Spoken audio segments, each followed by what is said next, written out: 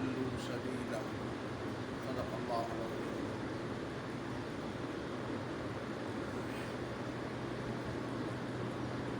زکوٰۃ کے بارے میں 2-3 باتیں آج میں عرض کروں گا۔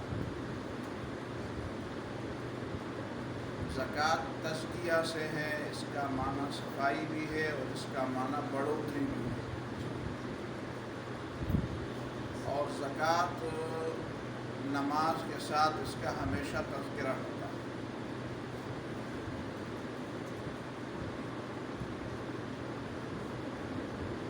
نماز کی اہمیت اور زکوٰۃ کی اہمیت تقریباً برابر ہے۔ صحابہ کرام میں سے اکثریت اس بات کی قائل تھی کہ کسی عمل کے ترک کرنے یا کسی گناہ کرنے پر کسی کے اوپر کفر کا فتویٰ نہیں لگایا جائے گا سوائے اس کے کہ وہ نماز کا تارک ہے، اس لیے کہ اللہ تعالیٰ نے فرمایا وَأَقِیمُوا الصَّلَاةَ وَلَا تَكُونُوا مِنَ الْمُشْرِكِينَ، نماز قائم کرو اور مشرکین میں سے نہ بنو۔ زکوٰۃ کے بارے میں بھی اسی طرح بات ہے۔ سورہ التوبہ میں اس بات کا تذکرہ ہے کہ فَإِن تَابُوا وَأَقَامُوا الصَّلَاةَ وَآتَوُا الزَّكَاةَ، نماز پڑھیں اور زکوٰۃ دیں تو پھر ان کو چھوڑ دو۔ ابو بکر صدیق رضی اللہ تعالیٰ عنہ کے زمانے میں کچھ لوگوں نے زکوٰۃ دینے سے انکار کیا تھا، تو حضرت ابو بکر صدیق رضی اللہ تعالیٰ عنہ نے ان کے خلاف جنگ کا اعلان کیا، جہاد کا اعلان کیا۔ لوگوں نے پوچھا کہ یہ لوگ تو مسلمان ہیں، بھائی نماز تو پڑھتے ہیں، کلمہ پڑھتے ہیں، آپ ان کے خلاف جنگ کیوں کرتے ہیں؟ تو ابو بکر صدیق رضی اللہ تعالیٰ عنہ نے اس آیت کا حوالہ دیا اور فرمایا وَاللَّهِ لَأُقَاتِلَنَّ مَنْ فَرَّقَ بَيْنَ الصَّلَاةِ وَالزَّكَاةِ، اللہ کی قسم جو نماز اور زکوٰۃ کے درمیان فرق کرتے ہیں میں ان کے خلاف لڑوں گا۔ نماز تو پڑھتے ہیں لیکن زکوٰۃ نہیں دیتے، تو ان کے خلاف لڑو، اور لڑے بھی، جنگ بھی کی۔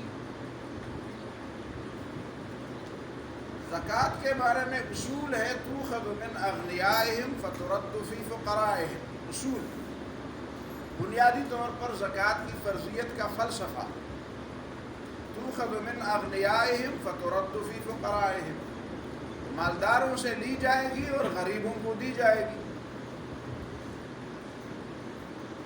غریبوں کے علاوہ جو کچھ اصناف قرآن مجید نے بیان کیے ہیں وہ اپنی جگہ پہ منحصر ہے، وہ ان مقامات سے کسی دوسری مقام کی طرف متعدی نہیں ہو سکتے، اس لیے کہ بنیادی فلسفہ زکوٰۃ کا وہ فقیر کی حاجت پوری کرنا ہے۔ یہ پہلی بات ہے، اس کی اتنی اہمیت ہے۔ دوسری بات، یہ لوگ عام طور پر اس بات کو اہمیت نہیں دیتے کہ زکوٰۃ کس موقع پر آدمی کے اوپر فرض ہوئی اور کب اس نے ادا کرنی ہے۔ زکوٰۃ کی فرضیت کا حساب کتاب آپ قمری مہینے سے کریں گے، شمسی مہینے سے نہیں کریں گے، سورج کے حساب سے نہیں کریں گے، یعنی انگریزی حساب سے نہیں کریں گے، جنوری فروری کے حساب سے نہیں کریں گے، وہ اسلامی حساب سے کریں گے۔ اس لیے کہ سال میں تقریباً 10-11 دن کا فرق آتا ہے اور 30 سال میں پورے ایک سال کا فرق آتا ہے، تو ایک آدمی 30 سال اسی انگریزی حساب سے زکوٰۃ دے گا تو اس کے اوپر ایک سال کی زکوٰۃ باقی رہ جائے گی۔ اس جدید دور کے علماء نے اس کا ایک حل تو نکالا ہے کہ اگر کسی نے ایسا کیا تو پھر اس کا علاج کیا ہوگا، اسے نہیں معلوم، اس کا حل لوگوں نے نکالا ہے۔ مثال کے طور پر وہ کہتے ہیں کہ 2.5% زکوٰۃ تو لازم ہے، 2.5% زکوٰۃ، لیکن اگر کسی شخص نے اپنا حساب انگریزی حساب سے لگایا ہو تو وہ 2.5% کے ساتھ 77 پوائنٹ کا اضافہ کر دے. مثلا 1 لاکھ روپے میں 2,500 روپے زکوٰۃ ہوتی ہے تو وہ 2,500 روپے زکوٰۃ دینے کی بجائے 2,577 روپے دے دیں. یہ ان پوائنٹس کا اضافہ انہوں نے اس انداز سے کیا ہے کہ چونکہ یہ جو انگریزی مہینے ہیں ان کے دن سال میں زیادہ ہوتے ہیں تو ان زیادہ دنوں کے حساب سے انہوں نے یہ بات لگائی ہے. میں نے اس کی تحقیق نہیں کی ہے لیکن بہرحال بڑے علماء پر اعتماد کر کے میں بھی اس بات کا ذکر اس لیے کر رہا ہوں کہ اگر یہ اضافہ دیا جائے تو شاید وہ مسئلہ حل ہو جائے. 1 لاکھ میں 2,500 روپے دینے کے بجائے 2,577 روپے دیے جائیں اور اسی حساب سے آگے چلا جائے. امام راضی رحمہ اللہ نے جو تفسیر کبیر لکھی ہے اس میں انہوں نے صاف واضح طور پر لکھا ہے کہ زکوٰۃ کا حساب واجب ہے کہ وہ قمری مہینے سے کیا جائے. واجب ہے کہ وہ قمری مہینے سے کیا جائے. جس طرح رمضان کے مہینے کا حساب ظاہر ہے کہ ہم رمضان کا حساب قمری مہینے سے کریں گے، شمسی مہینے سے تو نہیں کریں گے. یہ دوسری بات ہوئی. تیسری بات یہ ہے کہ زکوٰۃ کی ایک مد ہے فی سبیل اللہ. فی سبیل اللہ، فی سبیل اللہ کا معنی ہے جہاد فی سبیل اللہ اور قتال فی سبیل اللہ. قتال فی سبیل اللہ کا معنی ہے اللہ تعالیٰ کے دین کے غلبے کے لیے جنگ کرنا. آیا اللہ تعالیٰ کے دین کے غلبے کے لیے جنگ کرنے والوں کی ساری ضروریات پر زکوٰۃ خرچ کی جا سکتی ہے یا کچھ ضروریات پر خرچ کی جا سکتی ہے اور کچھ پر نہیں کی جا سکتی؟ یہ معاملہ بھی تفصیل طلب ہے.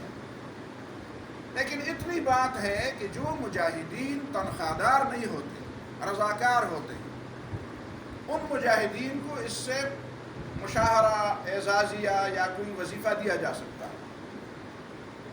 باقی قلعے اس سے بنائے جاتے ہیں، نہیں بنائے جا سکتے، یہ دوسری بات ہے. توپیں اس سے خریدی جا سکتی ہے، نہیں خریدی جا سکتی، یہ بھی حل طلب مسئلہ ہے. اس لیے کہ فوج رکھنا اور فوج کے لیے اسلحہ اور ساز و سامان رکھنا یہ صرف اسلامی حکومت کی ذمہ داری نہیں ہے، یہ ہر حکومت کی ذمہ داری ہے. تو جس طرح عام حکومتیں اپنے دفاع پر اپنے بجٹ کا ایک حصہ خرچ کرتی ہیں تو اسلامی حکومت بھی انہی مدات میں سے اپنے دفاع پر خرچ کر دے. کچھ لوگوں نے فی سبیل اللہ کے مفہوم میں حاجیوں کو بھی شامل کیا ہے، لیکن دوسرے حضرات نے اس کا یہ جواب دیا ہے کہ بھائی حاجی کو کیا ضرورت ہے فی سبیل اللہ کی مد سے زکوٰۃ میں لینے کے لیے؟ اگر وہ غریب ہے تو اس کے اوپر تو حج فرض ہی نہیں ہے، اور مالدار ہے تو ظاہر ہے کہ مالدار ہے.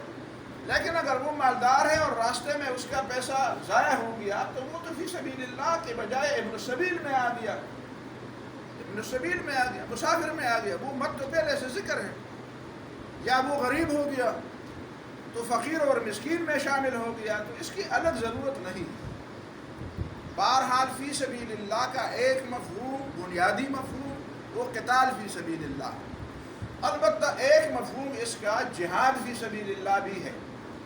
جہاد فی سبیل اللہ کا معنی ہے کہ وہ جدوجہد، وہ اجتماعی جدوجہد جو براہ راست اللہ تعالیٰ کے دین کے غلبے کے لیے ہو، بالواسطہ نہیں. براہ راست اس کا تعلق اللہ تعالیٰ کے دین کے غلبے سے ہو. تو وہ ادارے جن اداروں کا مقصد وجود یہ ہو کہ کفر کے بنائے ہوئے سازشوں کے خلاف جو اسلام کے خلاف کرتے ہیں، یا کفر کے ان فتنوں کے خلاف جو وہ اسلام کے خلاف پھیلا رہے ہیں، یا وہ اعتراضات جو وہ اسلام پر وارد کر رہے ہیں، ان کا جواب دینے کے لیے اسلامی حکومت کے پاس ایک ادارہ ہو تو اسی ادارے پر وہ زکوٰۃ کا مال خرچ کر سکتے ہیں. یا وہ ایسے مبلغین اور ایسے داعین تیار کریں کہ وہ غیر اسلامی ممالک میں بھیجیں تاکہ وہ وہاں پہ دین کی خدمت کرے اور دین کے اعلاء کے لیے لوگوں کے سوالات کے جوابات دے، وہاں پہ اسلام کی بات اور اس کی سچائی لوگوں کے سامنے ثابت کر دے. ایسے داعی اور ایسے مبلغ تیار کرنے والے ادارے اگر ہوں تو انہی اداروں پر زکوٰۃ خرچ کی جا سکتی. آخری بات یہ ذہن میں رہے کہ ہمارے ہاں جو ادارے ہوتے ہیں، جو نجی طور پر جو ادارے ہوتے ہیں، ان نجی اداروں کا وجود تو ٹھیک ہے. قرآن مجید میں اللہ تعالیٰ نے فرمایا لا خیر فی کثیر من نجواہم الا من امر بصدقۃ او معروف او اصلاح بین الناس ومن یفعل ذلک ابتغاء مرضات اللہ فسوف نؤتیہ اجرا عظیما. اسلامی حکومت کے ہوتے ہوئے نجی قسم کی تنظیمیں بنانا، نجی قسم کے ایسے ادارے بنانا جو وہ کام کرے جو حقیقت میں اسلامی حکومت کا کام ہے، اس کی اجازت نہیں دی جا سکتی، سوائے اس کے کہ کچھ لوگ ایسے ہوں کہ وہ یہ سمجھے کہ ہم 2 4 10 آدمی جمع ہو جائیں، ہمارا بصدقۃ، ہم لوگوں کو صدقات کی تعلیم دیں گے، ہم لوگوں کو اس کی طرف راغب کریں گے کہ وہ نمازیں پڑھیں، وہ صدقے دیں. یہ نہ کہ صدقے جمع کرے، ہمارا بصدقۃ، جمع صدقۃ نہیں کہا کہ وہ صدقوں کو جمع کرے، بلکہ ہمارا بصدقۃ، وہ اس بات کی تعلیم دے لوگوں کو کہ آپ صدقے دے دیں، او اصلاح او معروف، یا کوئی دوسری نیکی کا کام کرے، او اصلاح بین الناس، یا کوئی اصلاحی جماعت ہے، اصلاحی تنظیمیں بنائے تاکہ وہ لوگوں کے درمیان صلح صفائی کرے، تاکہ نوبت جھگڑوں تک نہ پہنچے، قوموں کے درمیان، علاقوں کے درمیان، گروہوں کے درمیان جھگڑے ہوں تو وہ ان جھگڑوں کو فیصل کرے. اس بات کی اجازت ہے. یہ جو ہمارے ہاں آرگنائزیشن کی کا تصور ہے، یہ باہر سے آیا ہوا تصور ہے.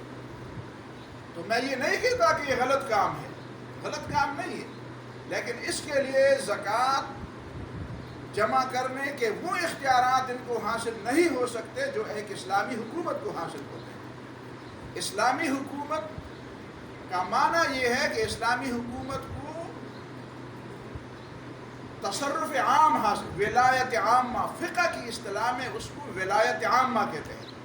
ولایت عامہ کا مطلب یہ ہے کہ لوگوں کو عمومی اختیارات حاصل ہوں.